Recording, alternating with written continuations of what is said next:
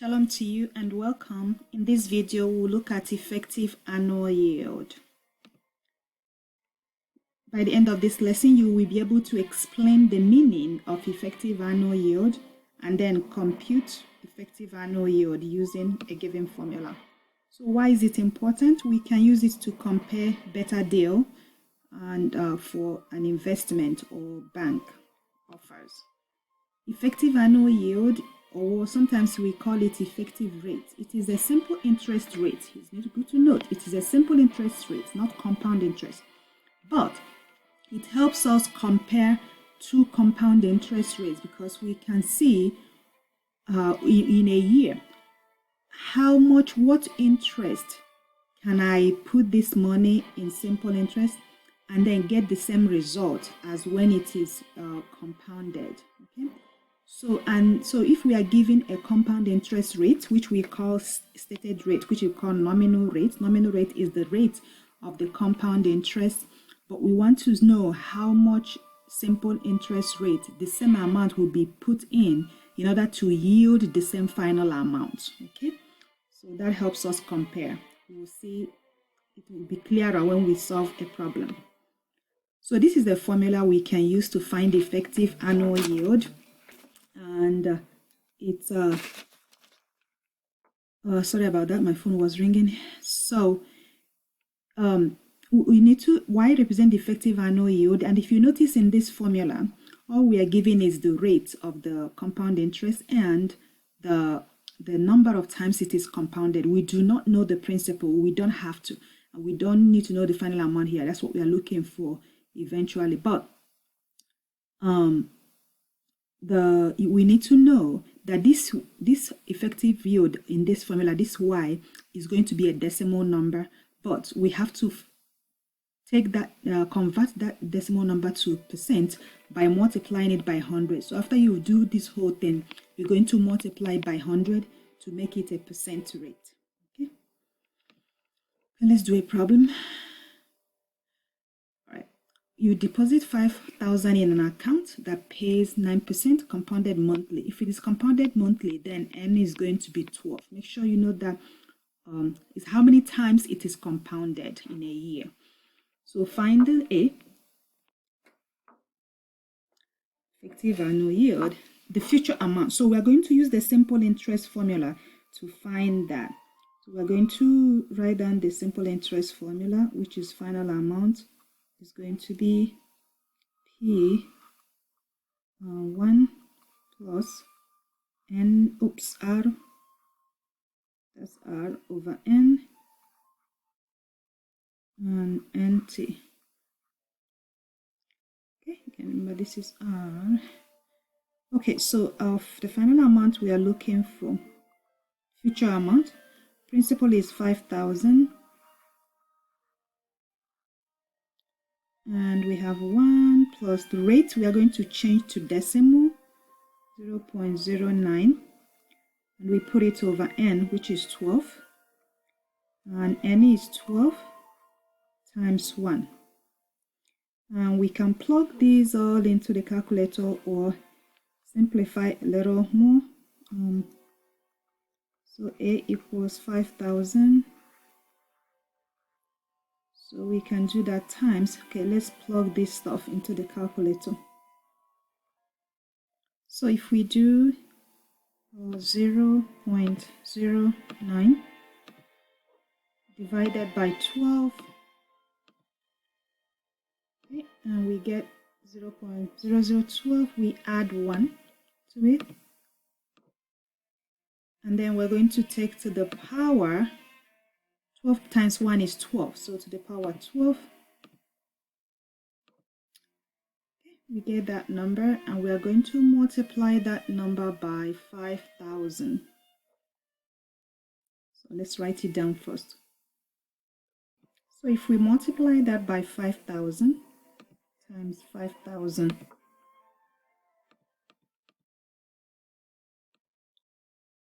we get about 546903. 546903.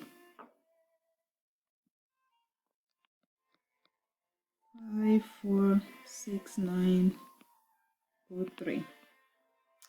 So this is the final amount after 1 year. So now, how we are going to determine the effective annual yield. So to help you understand it, we're not going to use the formula yet. We're going to see the connection between this compound. This is the compound one. Final amounts. The final amount for the compound interest is going to be the same the same final amount for the simple interest, and the principal is going to be the same as well. Only the rates will be different. So, and that different rate is what we are looking for. So we're going to here use the simple formula, the formula for simple interest. Final amount for simple interest is A equals, remember the P is 1 plus ROT. And since we are solving for rate, we're going to go ahead and distribute that P. So P times 1 is P, then plus PRT. We can go ahead and solve for R. It's easy to do that before we plug in our numbers. So we can subtract A from both sides. And next, we are going to divide both sides by PT and leave R by itself. So A minus P divided by PT will give us R. Okay, that's the ratio that's the annual yield we are looking for. So effective annual yield. So we are going to plug in the numbers here now.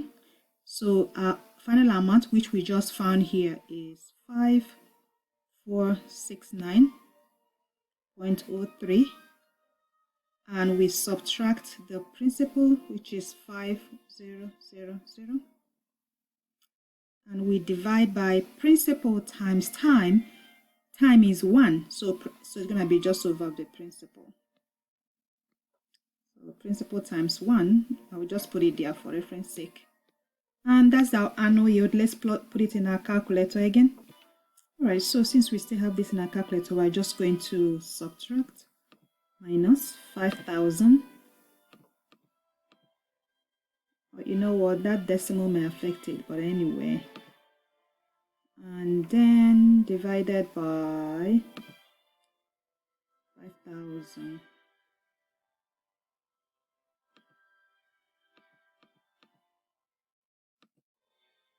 Alright, so we got, you see, is a decimal, is in decimal, so we are going to multiply by 100 to make it a percent.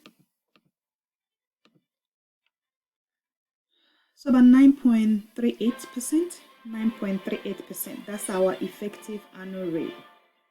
Therefore, if we what does that mean? We're going to explain. If we compound, put in this $5,000 in an account and compound it monthly for a year, we're going to get the final amount 5,469 about.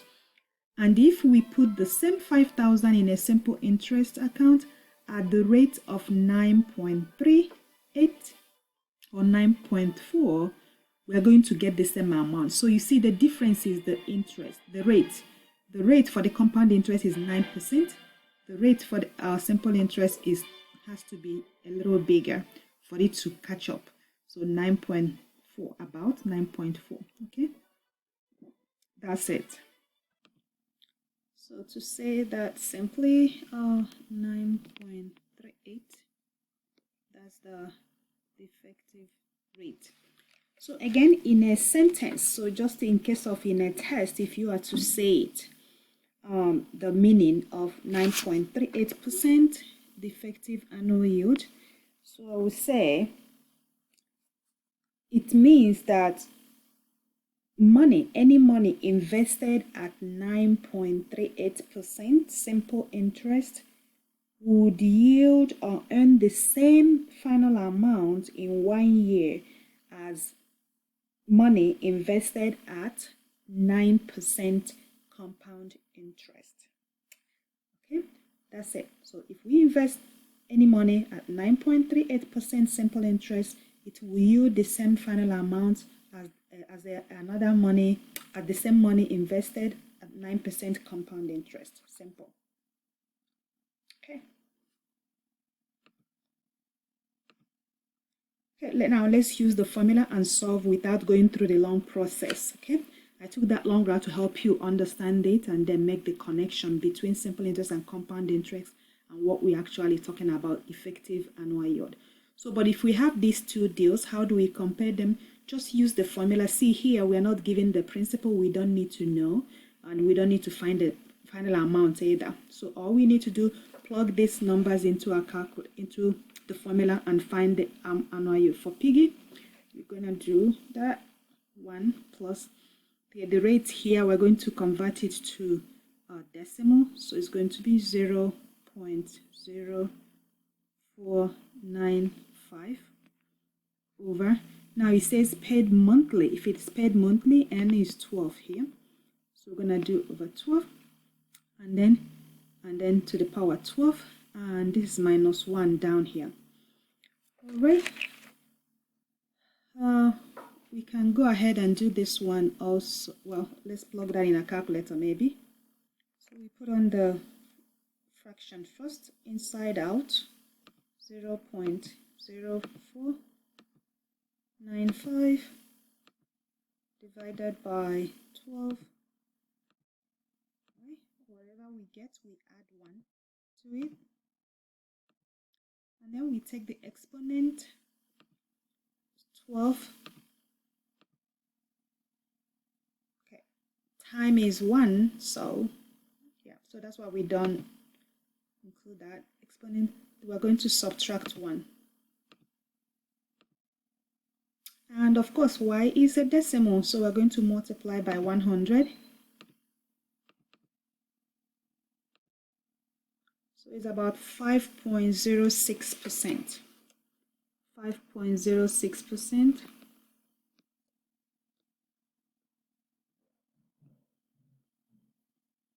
All right, we're going to do the same thing for Pocket. The same thing, y equals, we're going to put in the 1 plus, the rate is 0.05 over n. Now it's compounded half yearly, so it's half yearly, so it's gonna be every 6 months, half a year, so twice a year, and then twice minus 1, and then again we plug it into our calculator. So we do 0.05 divided by 2, and then we add 1, and then to the power 2. Then we subtract 1, and then we multiply by 100. 5.0625. Okay. 5.0625.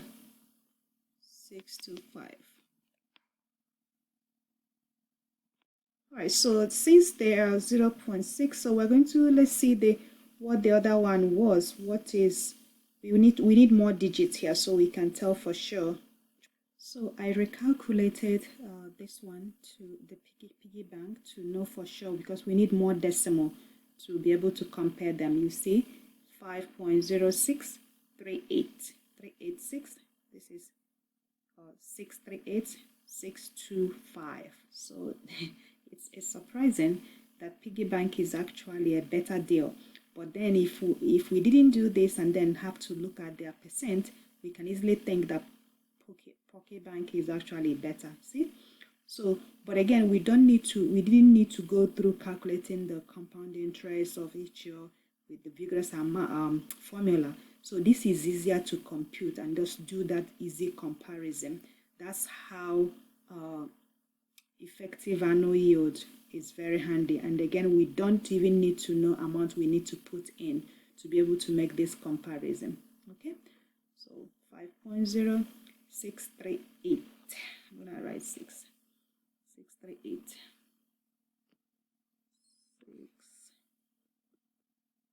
638. Okay, so that's a better deal. Better deal. Okay, so we're going with piggy bank. So this is how you use the formula to calculate effective annual yield. And we understand what that means. So it doesn't just to know how much we can put with simple interest and compound interest, but to help us compare, get a better deal. So in summary, remember that here, this formula, you have to multiply this by 100 to find your final answer in percent. Okay. And this one here, you have to be only after you have calculated all this, and remember to follow the order of operation. Thank you.